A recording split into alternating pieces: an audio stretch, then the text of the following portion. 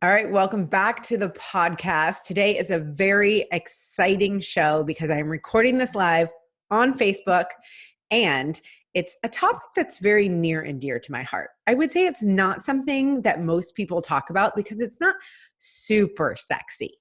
And it also can be the total demise of a relationship. So here's what it is. We're going to be talking about the surprising way to always get what you need in your relationship. The reason that I can talk about this is because I have 2 failed marriages under my belt.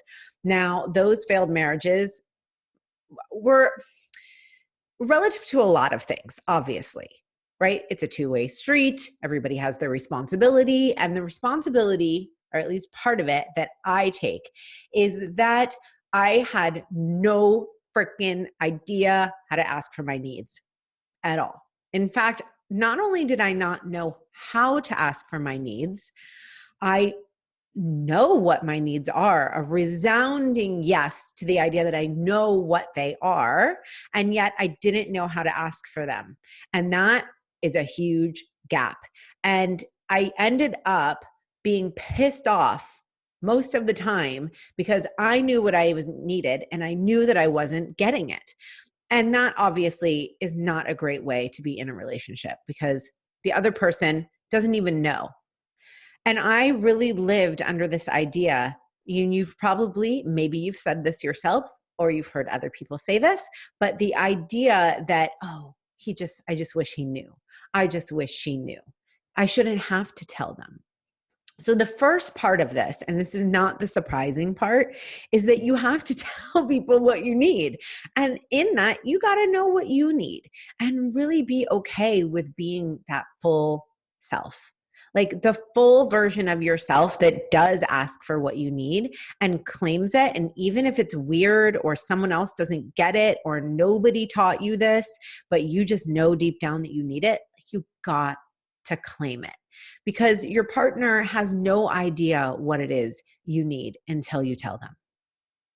Now, this is sort of relationship 101, right? I don't know where you're at. If this is how you have been in relationship and you already have nailed this, maybe this next phase will surprise you because it surprises me.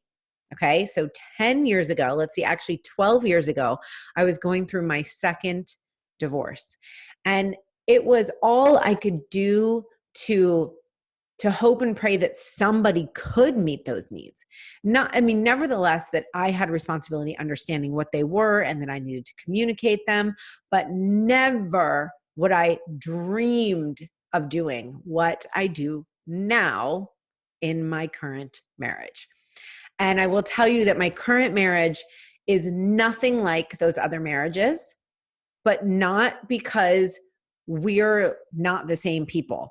I mean, I could have married Jonathan in my 20s and it probably would have turned out the same way because it was what I was bringing to the table. So one of the things that is really, really handy is to know your love language. And most people know this already. So if you know it, that's awesome. If you don't, look it up because this will change your life forever.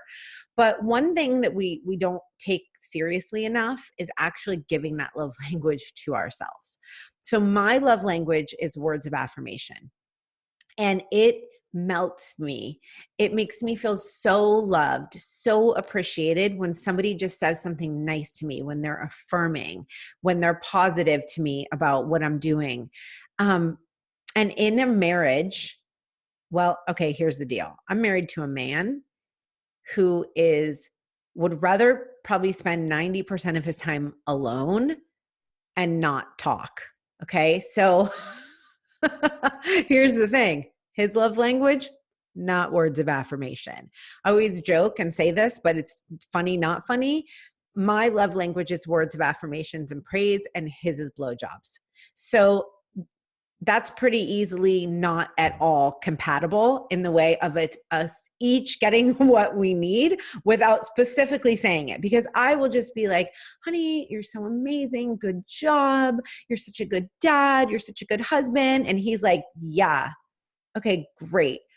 But where's the sex? Okay, because that's what makes me feel loved.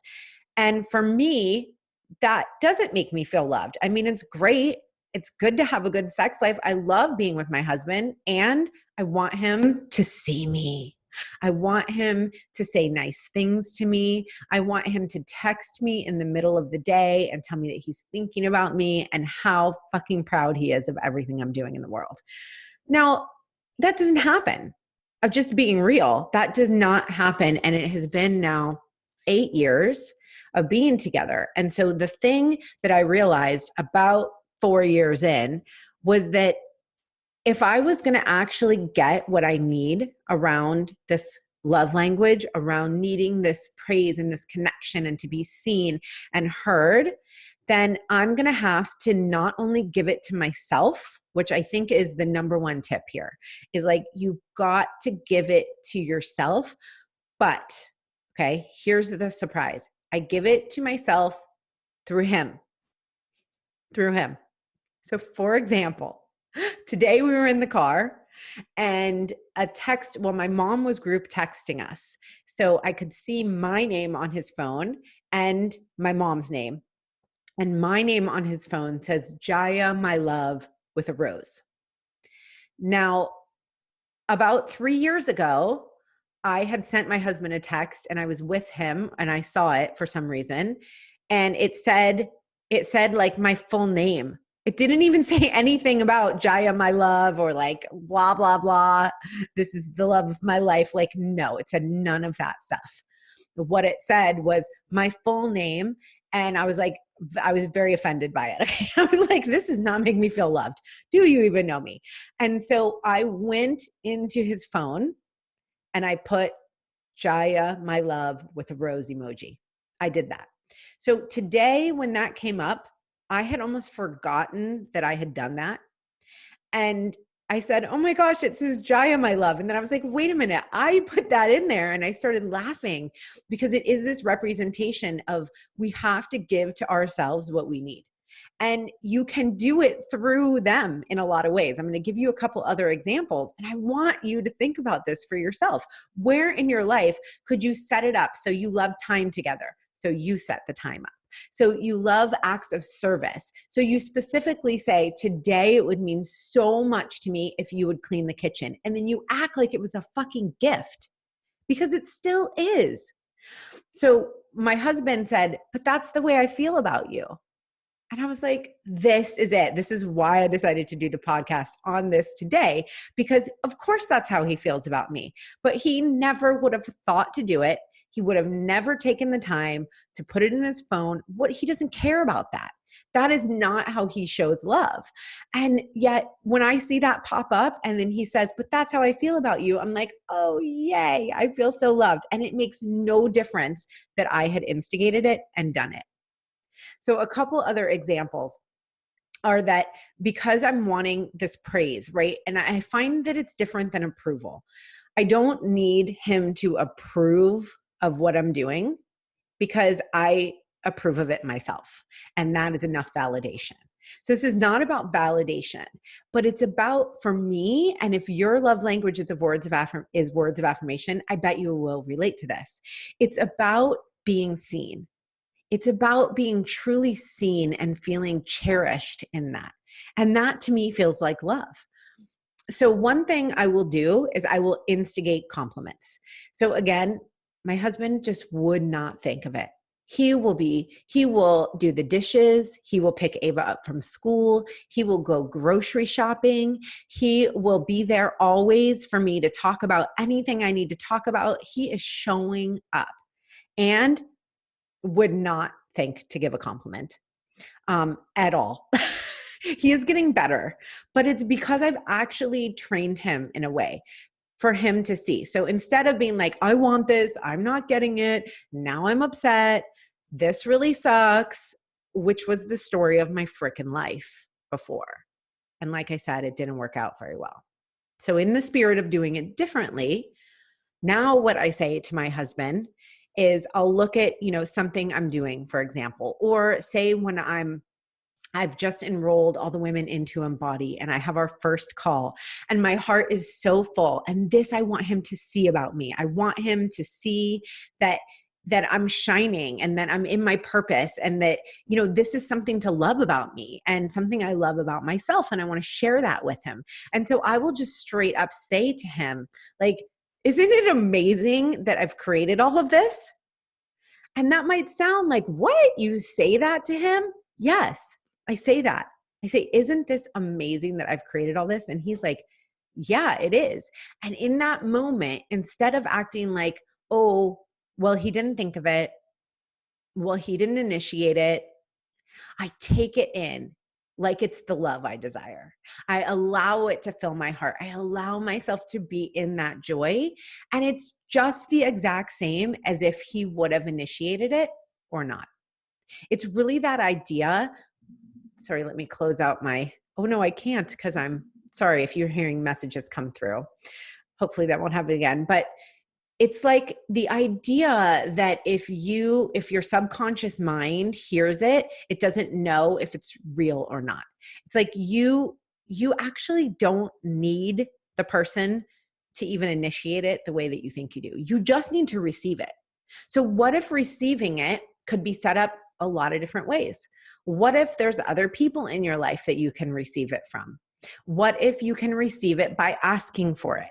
What if you can receive it by setting it up for success, by setting yourself up to receive it? And that's all it means. That's all. Like that's it. And it's insane how much love, how much gratitude, how little fighting, what an amazing marriage I have now. After 2 failed marriages by the age of 30, no skills around asking for my needs and knowing that I was worth having them. And like I said, I never would have dreamed of doing this because I would have thought, I shouldn't have to do that. Oh my God, that is so uncomfortable. But like I said, it doesn't have to be words of affirmation. It could be anything for you. So if your love language is gifts, then, and not gifts like funny ones. Although some people on Facebook I've seen, I think their love language is gifts, but not you. Gifts, like things that you desire, you want to have someone buy something for you or make something for you. You want to receive this. Well, what if you make a shopping list? What if you go on Amazon or your favorite store, or you go to a local store and you actually pick things out for yourself, and then you tell your partner, I picked some things out for myself. I don't need to have them all, but I would love it if you would pick something out from that list of things for me. Why not? When you receive it, it's just as valuable.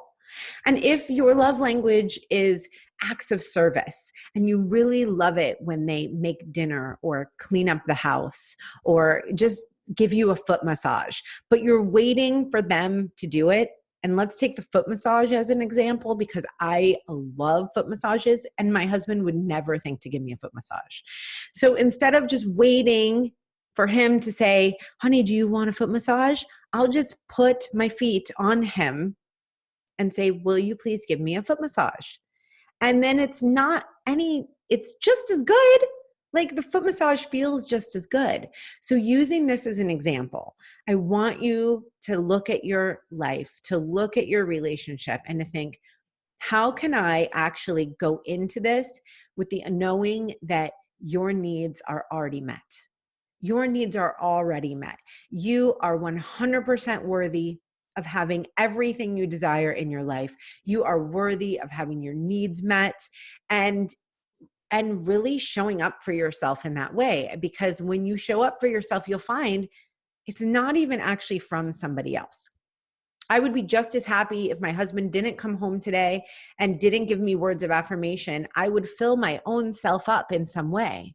So carrying that energy over and allowing your partner to show up for you and give to you in a way that feels good to you, and not only feels good to them, because so often we show love in different ways. So understanding the way that you need love and that they need love, and then setting it up, like set it up. And then when it happens, receive it. Receive it as if it just came out of the blue and you had no idea that it was going to come. It's so powerful. I promise you there will be massive shifts for you if you do this. So I want to hear how this was for you. Go ahead and just find me on Instagram, the Jaya Rose. Let me know. Send me a DM. Let me know that this resonated. Let me know if you tried this. I want to hear all about it. And if this resonated deeply with you and you have a soul sister who needs to hear this, please share it out with them, because Lord knows I would have loved to have heard this 5, 10 years ago. So just know that you are showing up for other people when you share, and I would so appreciate it. So thank you so much for tuning in. And I will see you next time on the She Arise podcast. And just remember, when you move, everything moves. Bye.